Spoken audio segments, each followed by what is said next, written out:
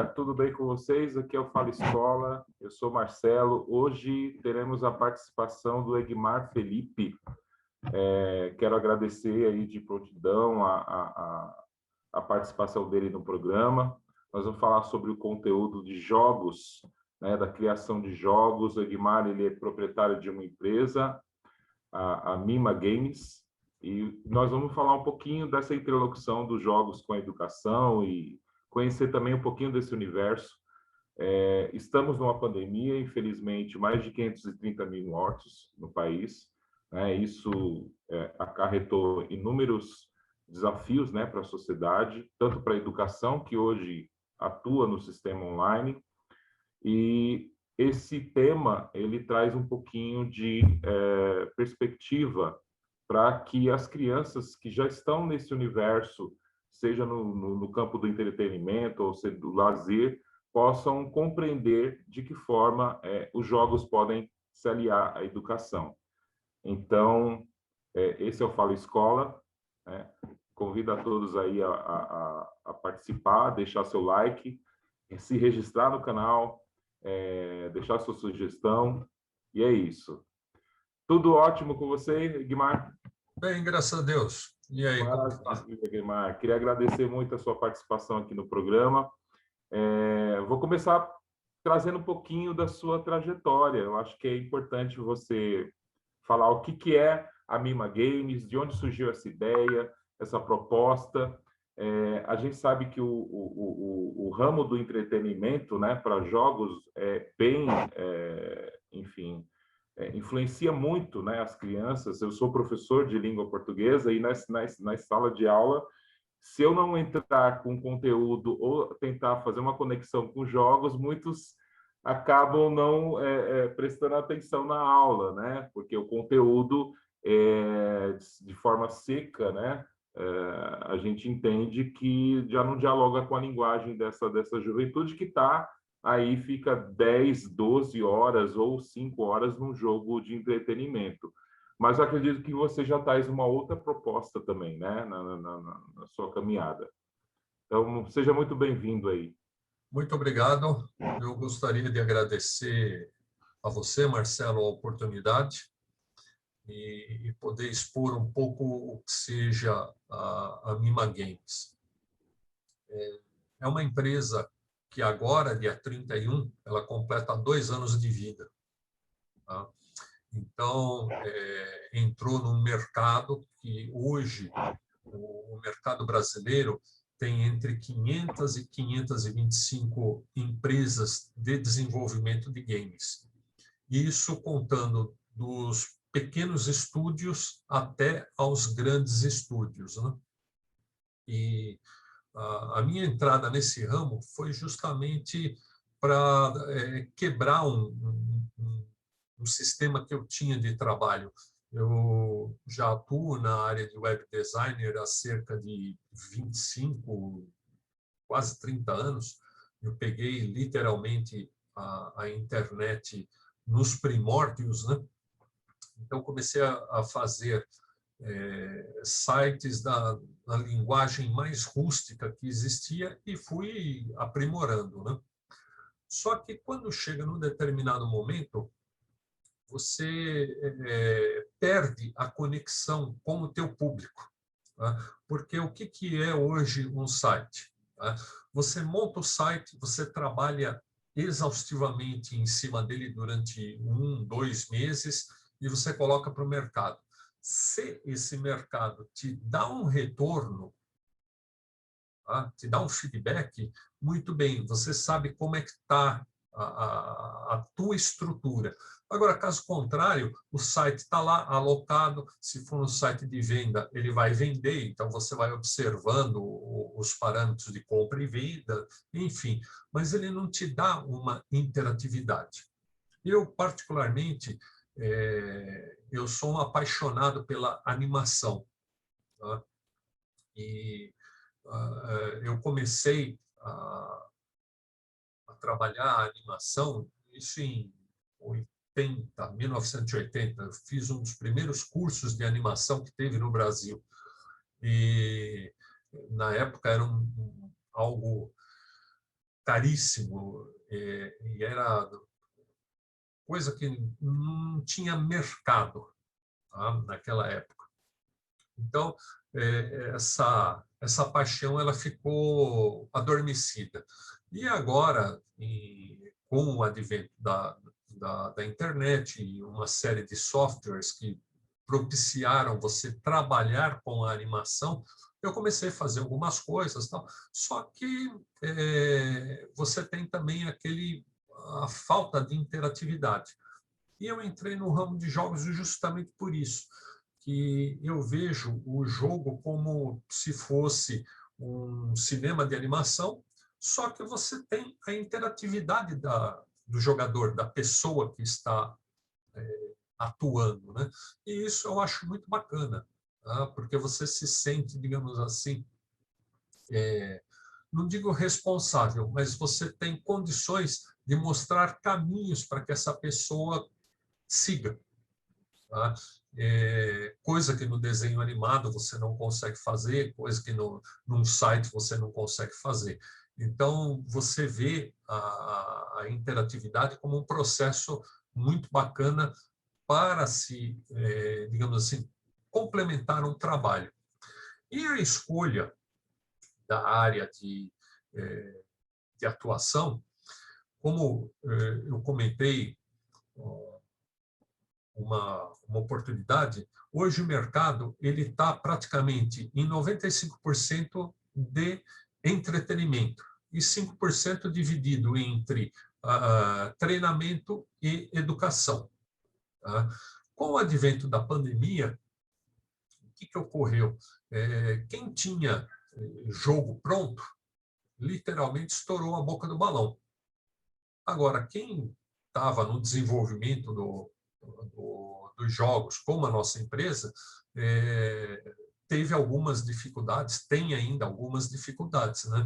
Mas o meu aspecto principal é trabalhar com a educação e com o treinamento. Para vocês terem uma ideia, a área de treinamento hoje, em processos de gamificação e de games, é uma das mais poderosas. Tá? Eu hoje estou em São José dos Campos, aqui próximo fica a Embraer, eles têm lá os simuladores de voo, que é de cair o queixo de qualquer um. Tá? Conheci o simulador de uma empresa desenvolvedora de equipamentos agrícolas no Paraná. Não, é um negócio assim fantástico. Você entra numa sala, você senta numa poltrona, tá? É como você estivesse dentro de uma máquina agrícola, de uma colheitadora, de uma plantadora ou plantadeira, né? Enfim, você tem a mesma sensação que o operador da máquina tem. E isso só é possível graças aos processos de simulação. Aí eu fiz aquela perguntinha imbecil para o engenheiro, né? Pô, por que vocês usam o simulador? Ele virou para mim e falou assim, olha, eu tenho uma colheitadeira que ela custa numa faixa de 2,5 milhões de reais. Se eu colocar o operador para simular, ele pode fazer qualquer coisa, inclusive quebrar a máquina. Agora, no campo, no mundo real, eu não tenho essa condição. Você imagina quebrar um equipamento de 2,5 milhões por incapacidade de manipulação. Na área da educação, a coisa ela fica assim mais abrangente, porque hoje, por incrível que pareça, a criança nasce com controle remoto numa mão e a outra um celular. Tá? Então, o meu pensamento é o seguinte, já que a criança ela passa muito tempo com o celular na mão, por que não usar esse tempo para educar? Pesquisas mostram que o ser humano ele tem uma capacidade de retenção maior quando ele se diverte do que no ambiente,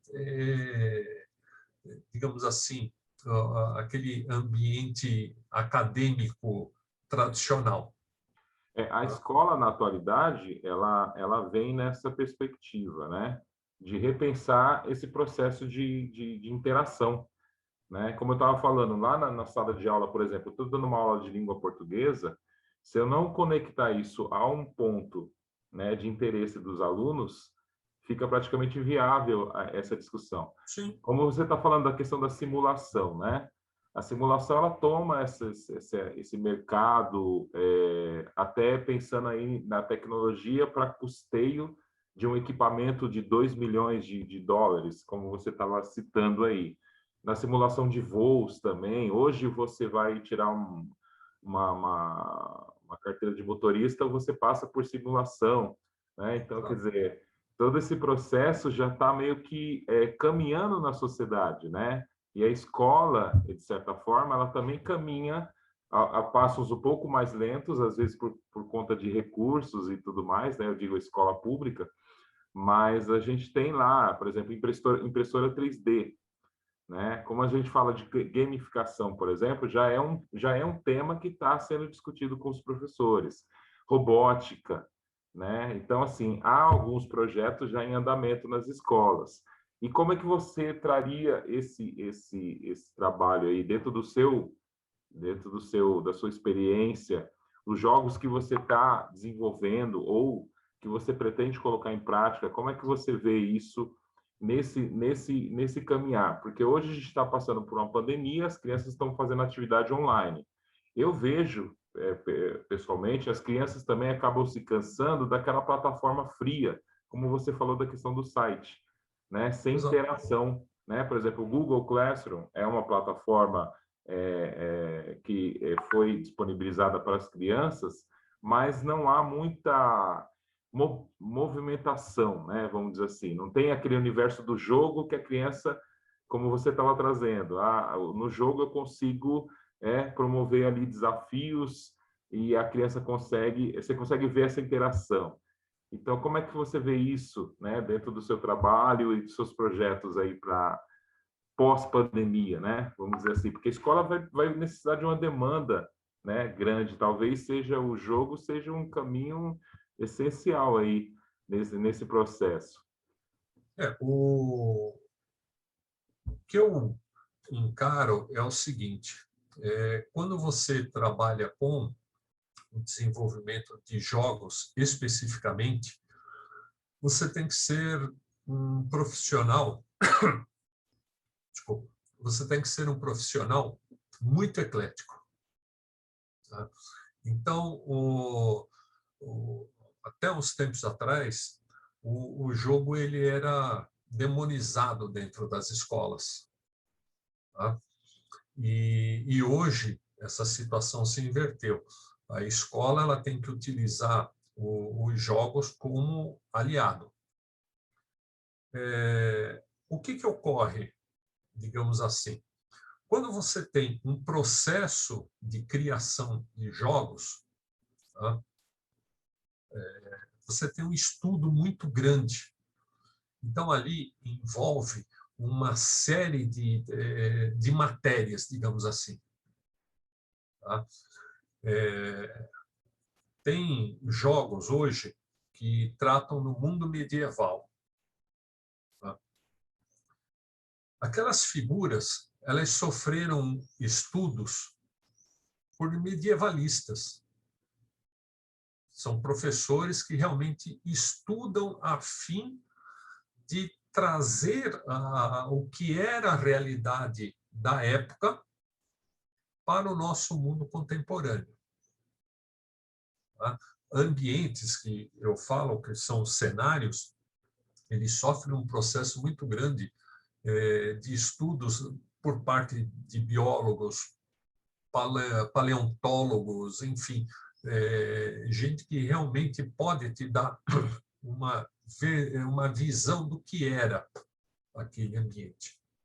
E hoje, você tem que realmente buscar o teu público. Então, o teu público hoje, o que é, digamos assim, a criança ela tem que ter um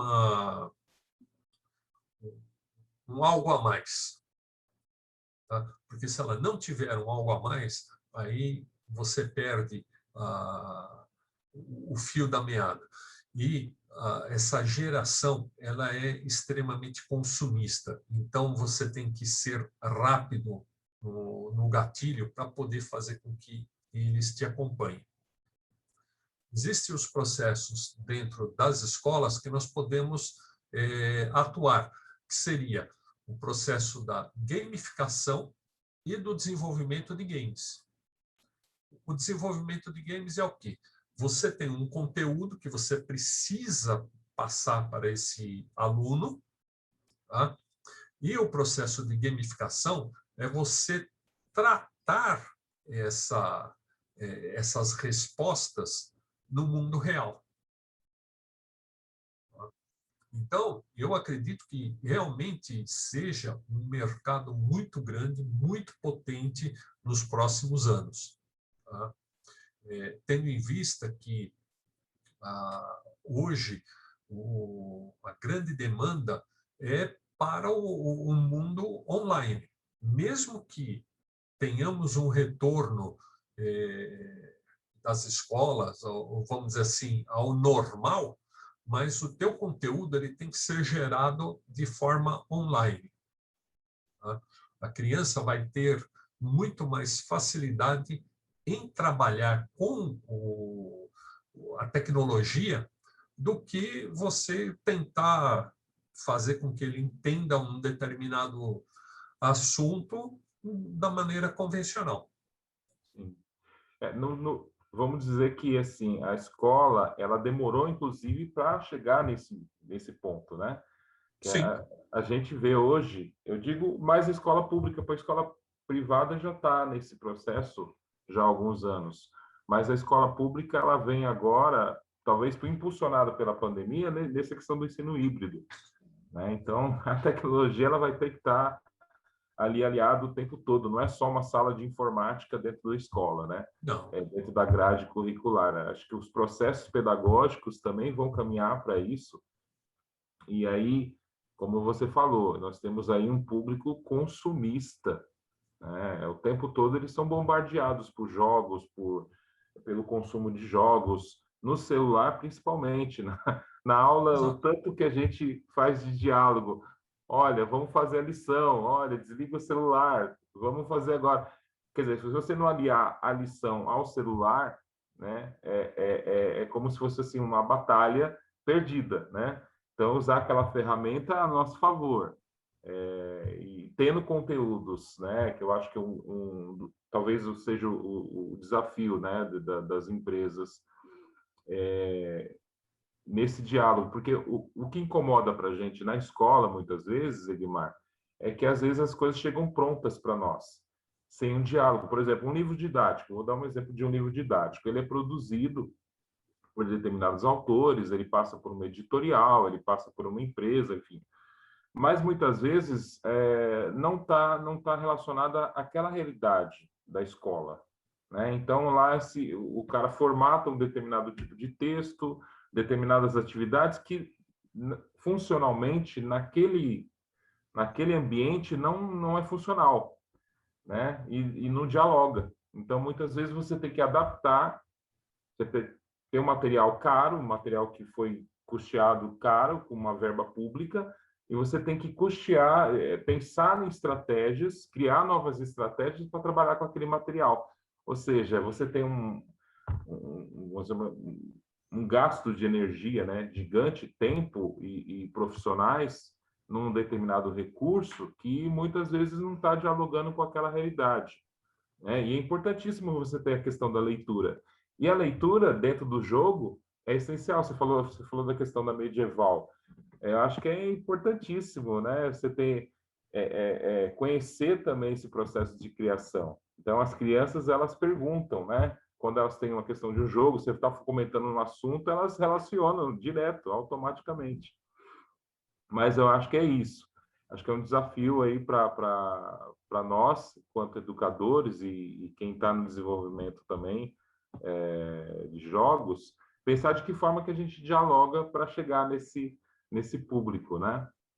Uma alternativa seria nós trabalharmos um processo segmentado.